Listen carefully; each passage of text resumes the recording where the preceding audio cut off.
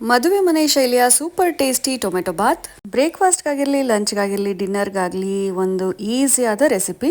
ಒಂದ್ಸಲ ಟ್ರೈ ಮಾಡಿ ನೋಡಿ, ಮತ್ತೆ ಮತ್ತೆ ಮಾಡ್ತೀರಾ. ಹೇಗ್ ಮಾಡೋದು ಅಂತ ನೋಡೋಣ. ಮಸಾಲೆಗೆ ಅರ್ಧ ಕಪ್ ಕಾಯಿ ತುರಿ, ಒಣಮೆಣಸಿನ್ಕಾಯಿ, ಹಸಿಮೆಣಸಿನ್ಕಾಯಿ, ಚಕ್ಕೆ, ಲವಂಗ, ಜೀರಿಗೆ, ಸೋಂಪು ಕಾಳು, ಹಸಿ ಶುಂಠಿ, ಬೆಳ್ಳುಳ್ಳಿ, ಕೊತ್ತಂಬರಿ ಬೀಜ ಇದೆಲ್ಲ ಮಿಕ್ಸಿ ಜಾರ್ಗೆ ಹಾಕೊಂಡು ಸ್ವಲ್ಪ ನೀರ್ ಹಾಕಿ ಗ್ರೈಂಡ್ ಮಾಡಿ.